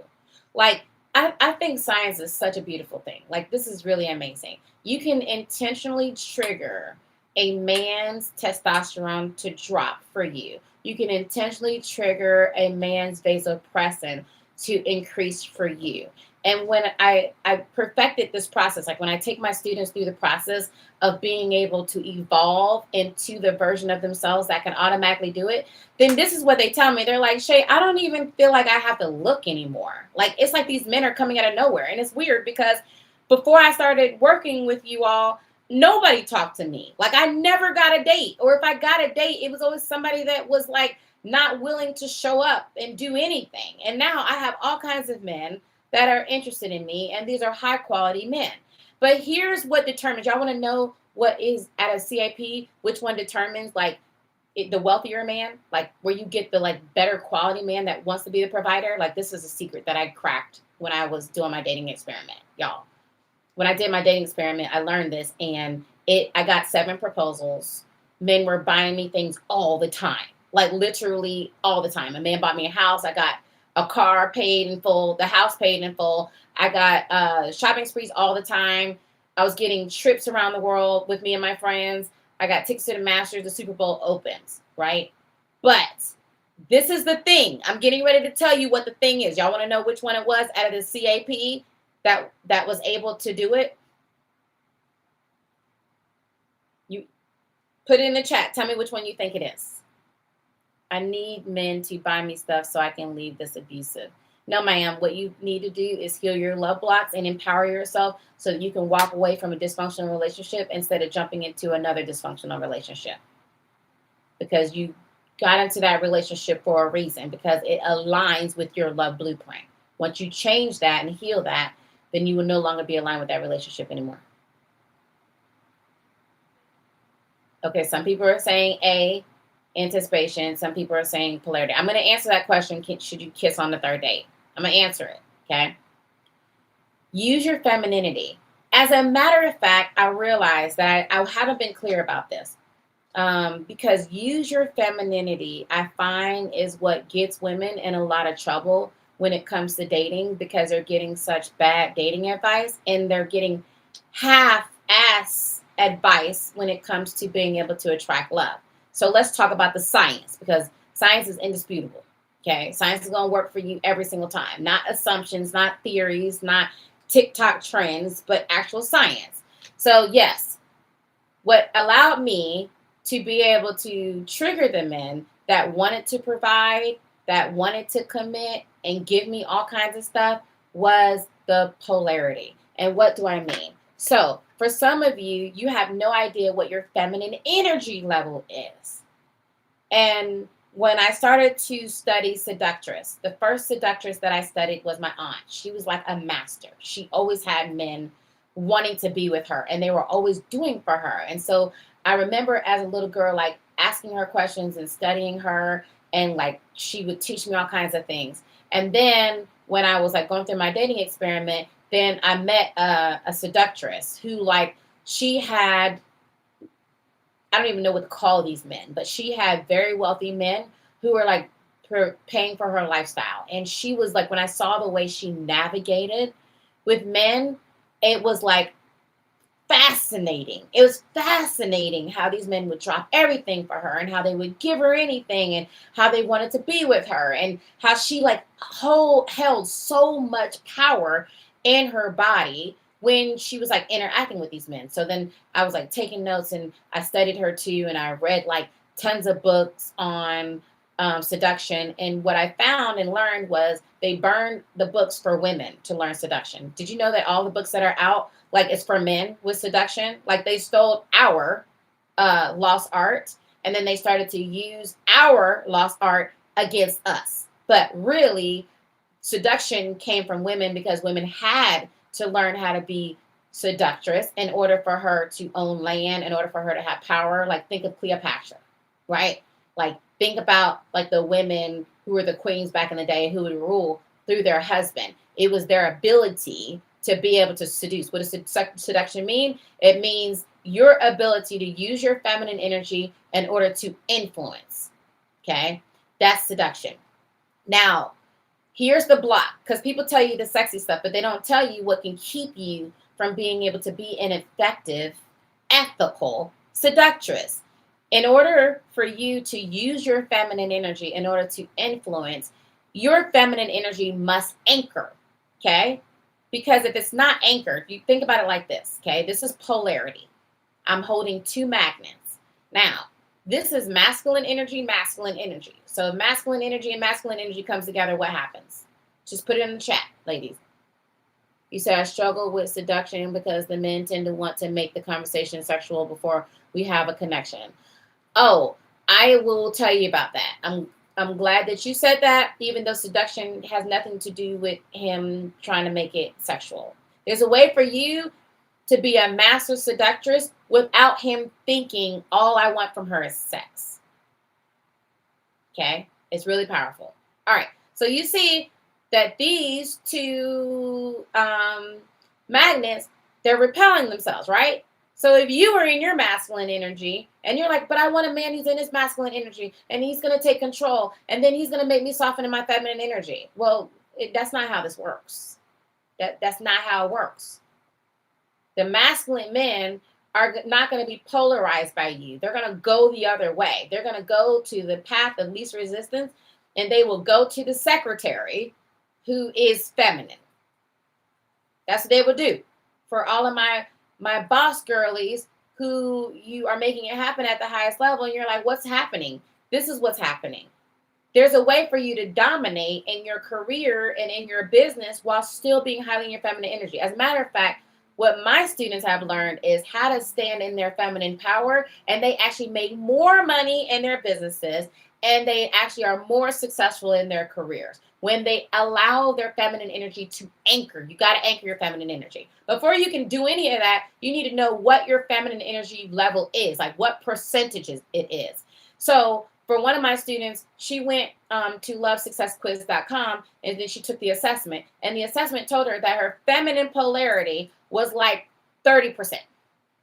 That means that she's 70% masculine energy. So then what do you think she was attracting? Put it in the chat, ladies. I don't know why I can't get your website link to come up. I don't know, baby. I don't know, but I know it's working. Okay.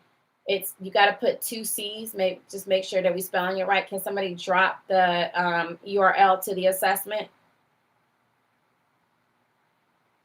Can somebody drop the URL to the assessment so our diva sister can have the link to be able to go find out where her feminine energy is?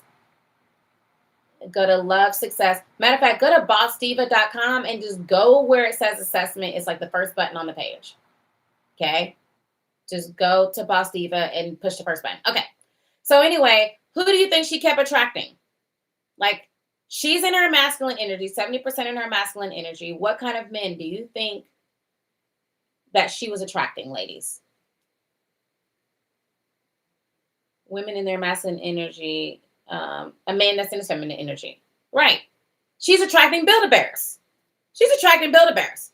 Because if she said soft. I call them feminized.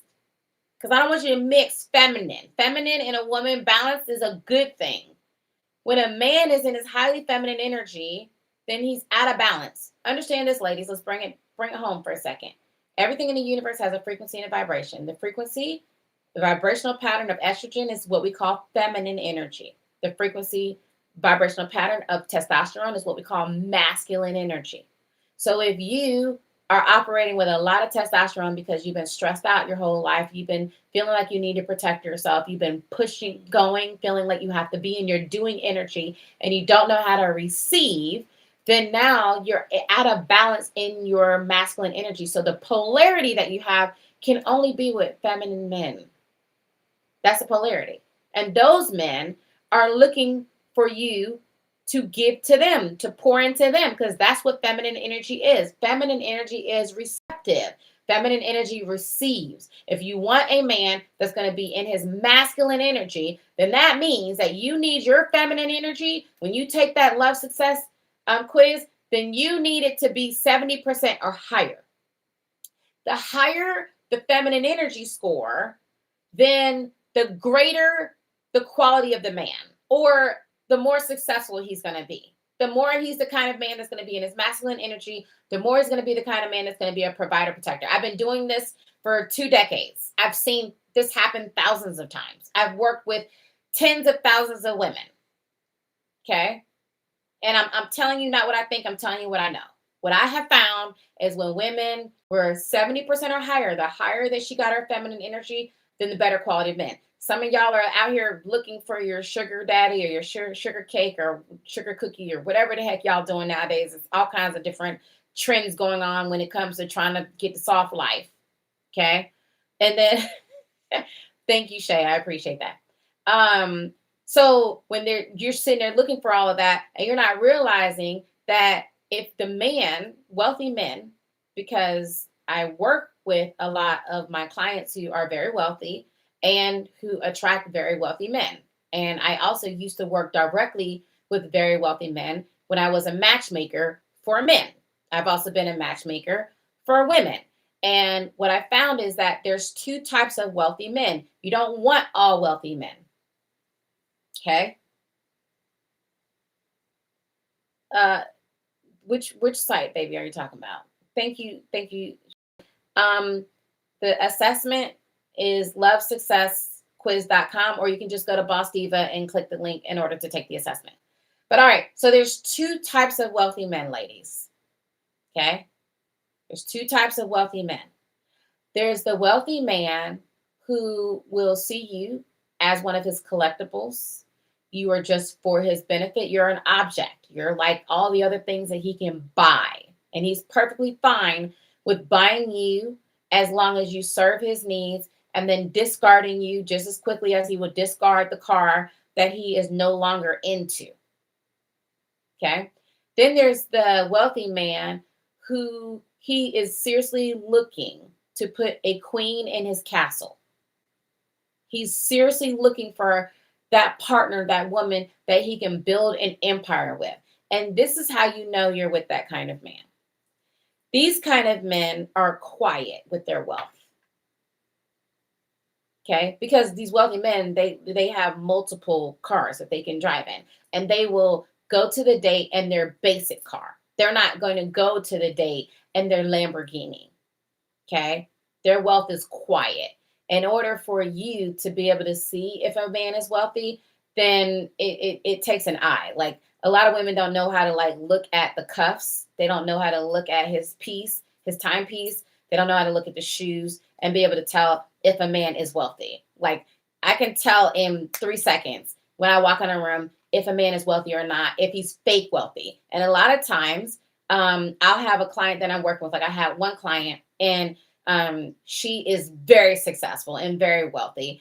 And she started dating a man, and the man was like an investment banker or something. He told her that. He told her, like, I'm an investment banker, and he makes all this money. However, like, the math wasn't mathing.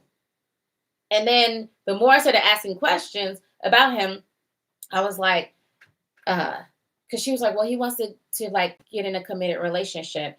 And I'm like, don't do it because he's lying to you. She's like, what do you mean? I'm like, he's lying about his money. He's not rich at all, let alone being wealthy. He's not rich.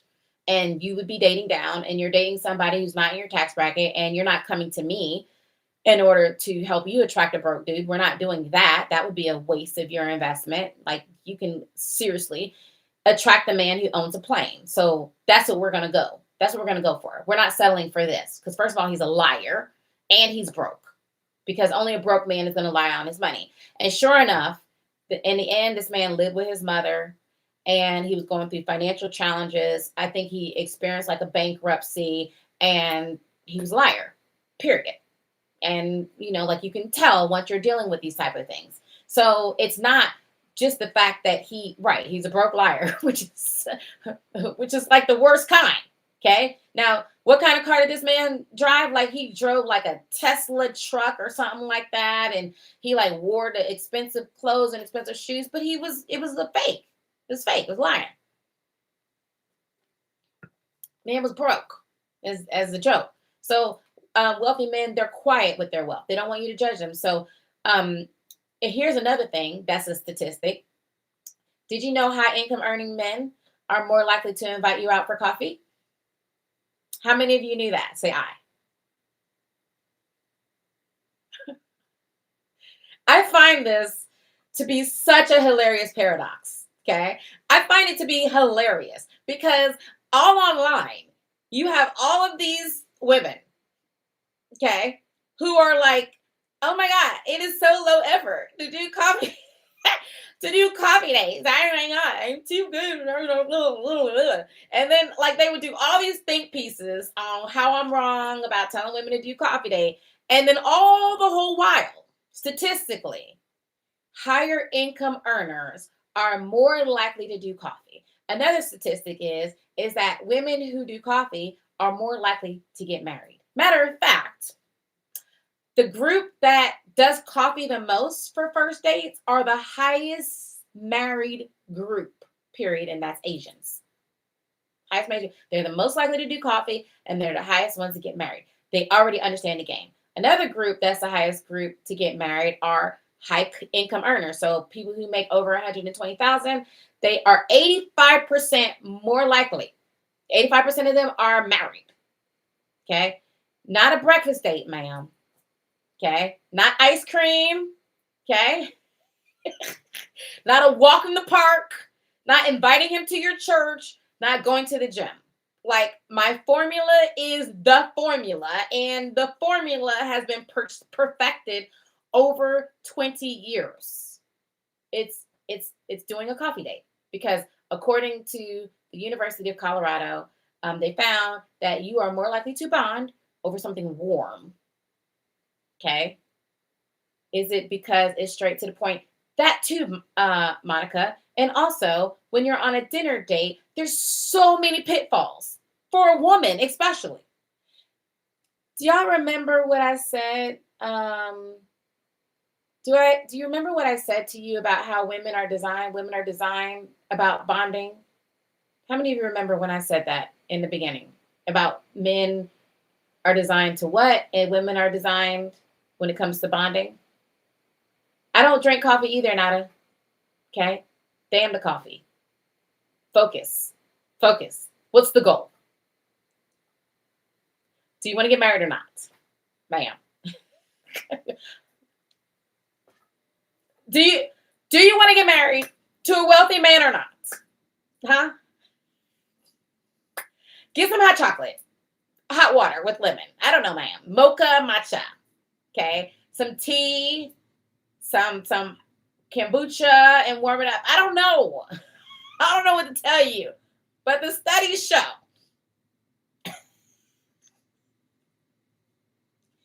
and when you go, do not eat. I don't know why. Are y'all hungry? Like, what is with y'all trying to eat all the damn time? That's the problem. That's the problem. You be trying to eat and y'all aren't focused. You're not listening. I did a study with my my community, right? And I measured 10 students. Like, it was a short pool, but I was like, let me see who's going to be the fastest ones to like be able to get engaged and to get married.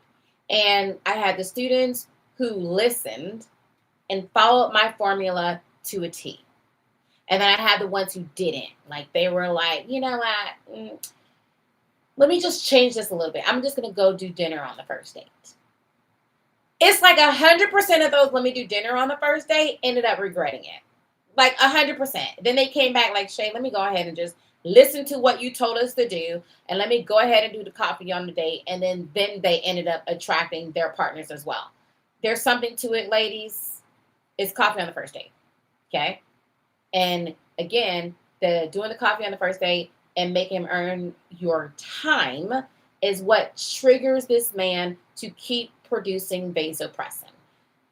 What causes him to produce the vasopressin besides the polarity? Now remember, in order for you to have your feminine energy to be 70% or higher so that you are magnetizing this elite masculine man, is that your feminine energy must anchor, okay? It can't just be there.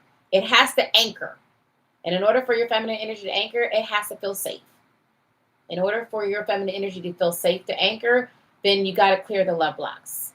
All right? That's kind of like you plant in a garden and you have weeds and then your weeds are destroying your garden. The love blocks are the weeds that destroys your garden. Some of you have more weeds than other. And depending on what your weeds are, that's the excavation that you got to do in order to remove it so it's not eating your harvest. Anyway, I hope that makes sense. So then when you're going through the courting phase, then now you are operating in your high feminine energy. It is triggering that man. He can't help it. Okay? He can't help it. That man's testosterone starts to fall for you. And then you're right, Melissa. Thank you so much. Women are designed to fall fast and he falls slow.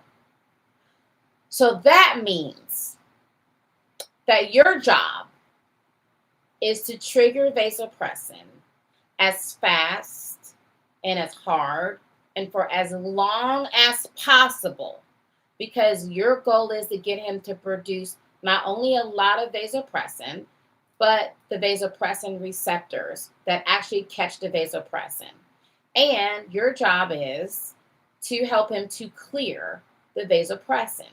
How do you help him to clear the vasopressin? I'm telling you, science is just so beautiful. This is so freaking fascinating, like the perfection of all of this.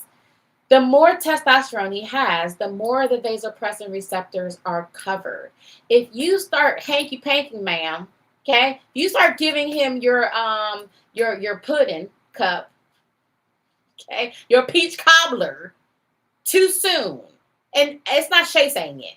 Dawn Maslar in her research showed it that studies show that having sex with a man too soon interrupts vasopressin production.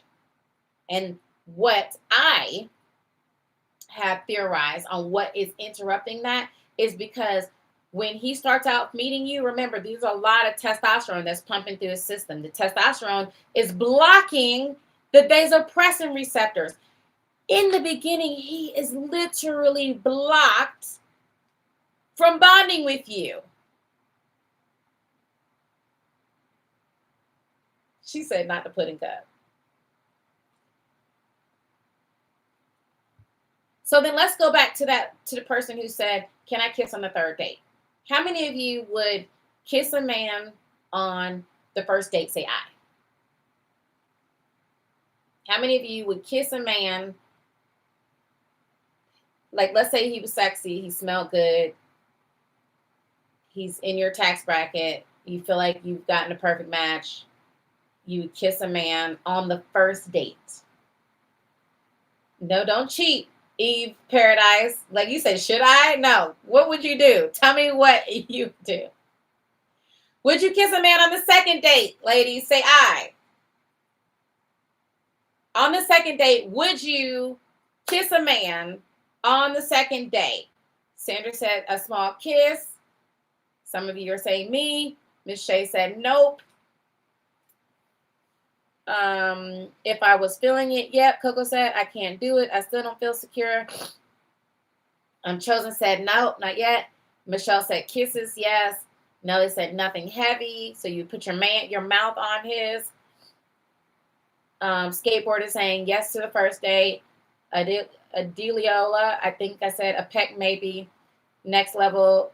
Freer is saying no. Ocean is saying on the cheek. Maybe a peck if I was attracted. XO is saying maybe a hug. So some of you are saying yes.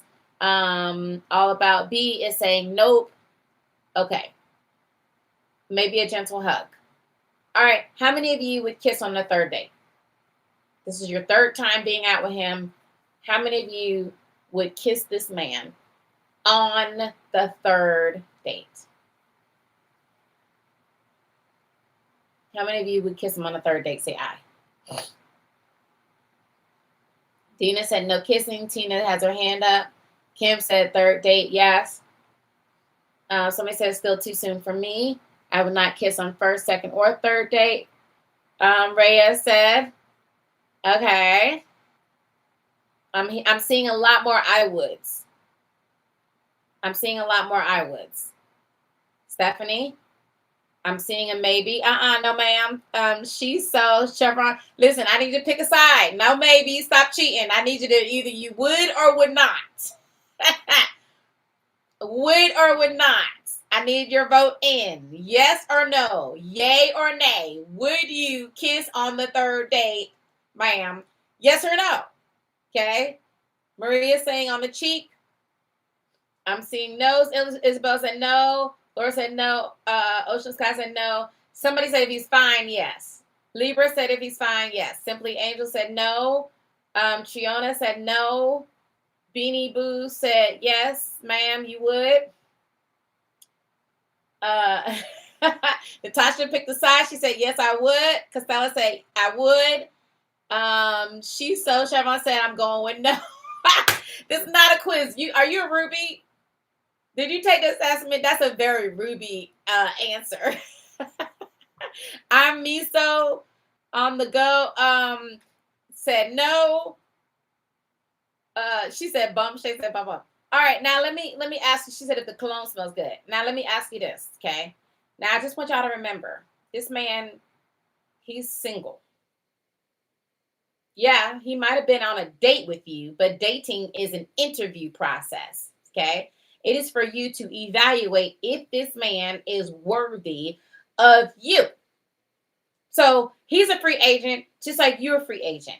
Now, I want you to imagine this man who's single as two left toenails, who can do whatever he wants to do with his lips and whatever other body parts. And let's say he put his lips in the deepest, darkest place of your worst nightmare the night before, ma'am. How many of you still are like, hell yeah, I still would kiss him on the third date? Yes or no? Yay or nay? Yes or no, ma'ams? Hmm? She so Chevron, 50% of rubies are amethyst. So you could be like an amethyst ruby. She said, hell no, absolutely not. Ma'am, $3,000 is not worth a bum bum, ma'am. Yes or no? Would you kiss him, ma'am? Would you want your lips upon his lips that have been on some lips, ma'am, in some interesting places? Yes or no? Yay or nay? Yes or no? Because you don't know. He doesn't have to tell you that. He doesn't owe you that. He doesn't owe you to not do what he wants to do with his free agent lips.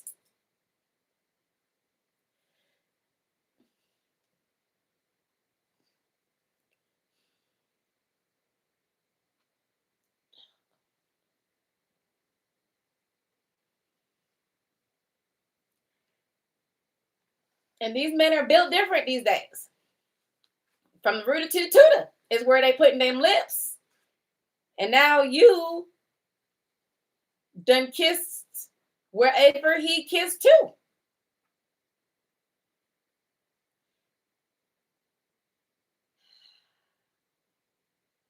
Somebody, ma'am.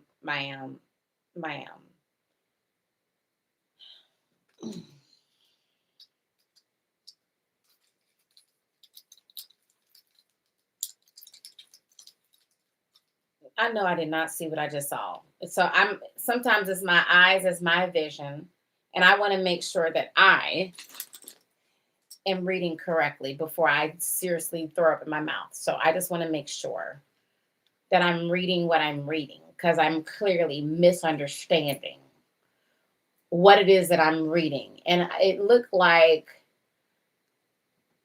she said, Cocoa Puff, you said, but everyone has a past though. So you're still putting your lips upon his lips that were on some lips. Is that's what you're saying, ma'am? Even though them lips could have extra trees and plants and fungi attached to it, you're still down. 10 toes down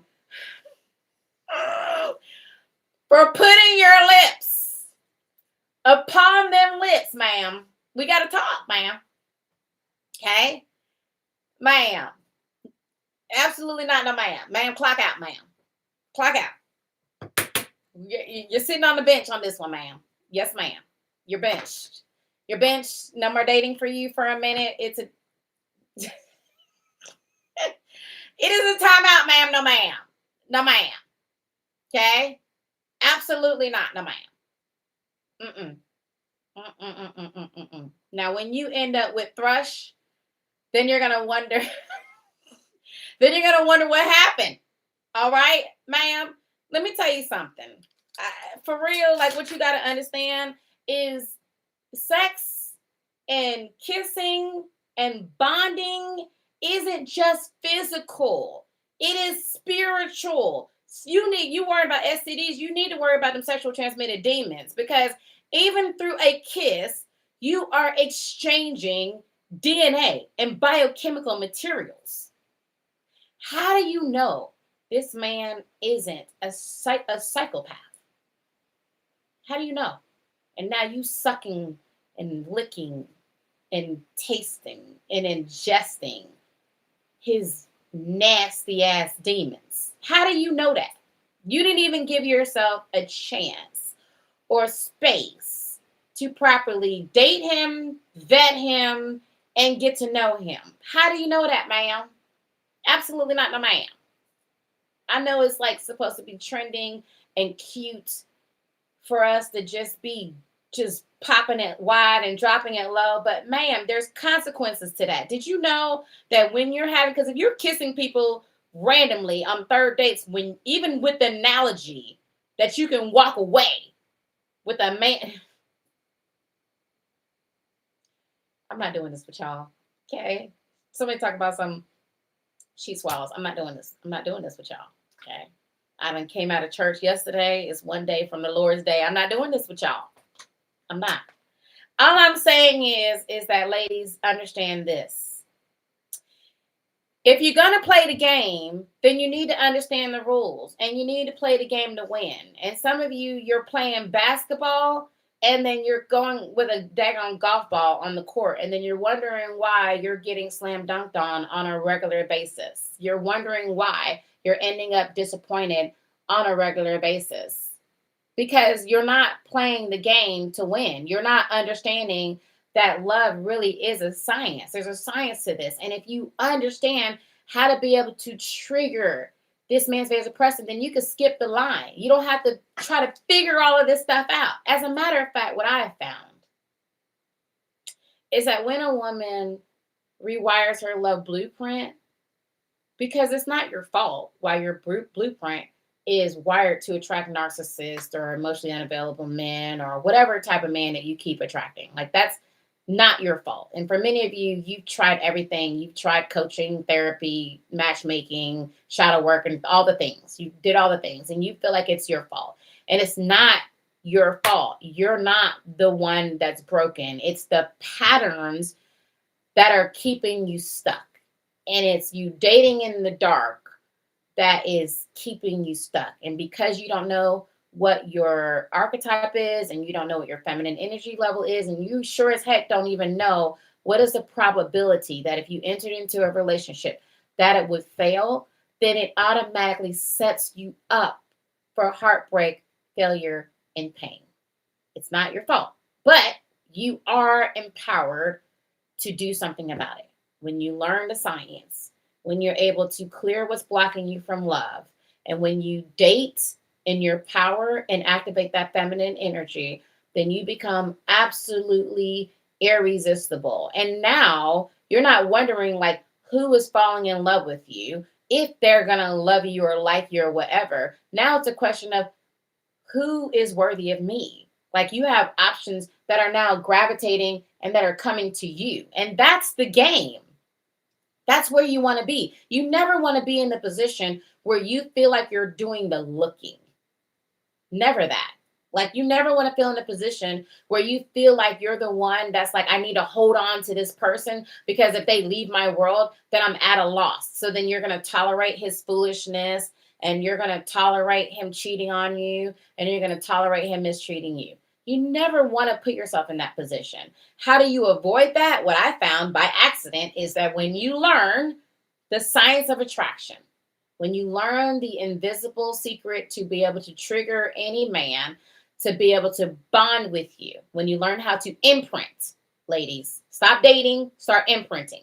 Imprint on these men so that now you have these men that are like, can you pick me? Can you pick me? And you're like, yeah, I don't think so. I don't think so. Like, I got a better offer. Look at how Bridgerton does it. Hello? How many of you like Bridgerton? Say I.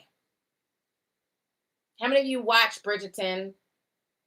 How many of you watch Gilded Age? Like, y'all, why do you think you like that so much? Like, something in you instinctively knows that's the way you should be courted. That's why. It's something primal in you. As a woman, there's something in you that knows that this is the way it's supposed to be. Where you have men that are vying for you, that are trying to prove to you why you're worthy. You have you're considering multiple options. You know that. And even on the show, like the way these women move, they were trained. They were trained on how to be able to trigger vasopressin. They were trained on how to be able to trigger a man to want to pursue them. And the ones that are trained the best, which is, what's the name of the main family? The Bridgertons. The Bridgerton mom, like, she was the queen bee. And really, she wasn't even the master. It was her friend. What's her name? A lady, Dowry. Help me out. Lady Dowry. Like, Lady Dowry, that was the master seductress right there. Like, she understood how to do it, how to help her to align with attracting the most elite man. I'm like that. I'm like Lady Danbury. Okay. My master coach who works with me, Coach Elisa, like we're like the Lady Danburys with our clients, like helping them to be able to navigate the space so that they can be able to align their love blueprint with the highest and best option for them, instead of you doing it the hard way. However you're doing it, ma'am, it just doesn't look fun at all. It's funny, me and my husband, we went on date night on Friday night, and then we went to Nobu on Saturday night, and we love to like watch couples. Like we love to like just study couples. And so I saw this couple that was in front of us, and they were on a date, and you could tell like it was like a first date or first of a few dates. And as I was analyzing the man, hey, if you saw me there, it was a black woman. She was with a white older man, and you can tell that the man had money. However, ma'am, I wanted to warn you that night, he's a narcissist. Like, run, okay? I know you feel like you've hit the jackpot, and maybe he's spoiled you and showed you another side of him, but I'm telling you, he has a temper, and you can tell that this man's a narcissist. After you do this so long, like, I can tell if a man is a Build-A-Bear or all his issues in less than 3 seconds. And can y'all please do me a favor? Because I love y'all so much. I really do. But I had somebody come up to me, and they was with their man, and then they introduced me to their man, so like I can tell them if their man's a Build-A-Bear. And then she was like, "Is he a Build-A-Bear?" And I'm like, "Ma'am, in front of the man, ma'am, no, ma'am. Can you please have some more discretion than that? Ma'am, don't do that to me. What am I supposed to say in those moments? Like, I'm sitting there like, he's looking at me like, my husband grabs my hand like, okay, well, we gotta go.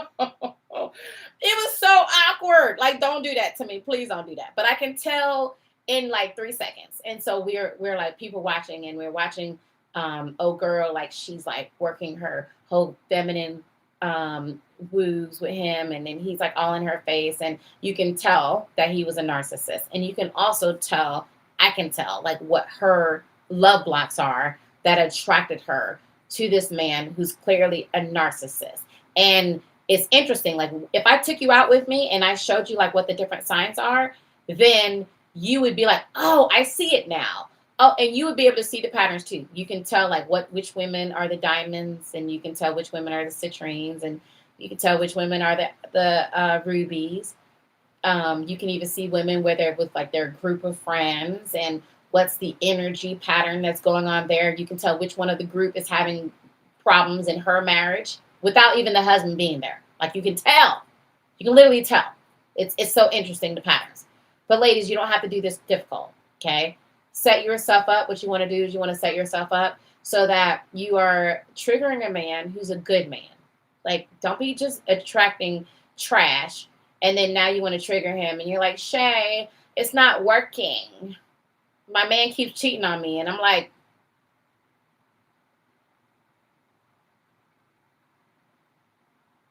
because I'm going to slow blink you.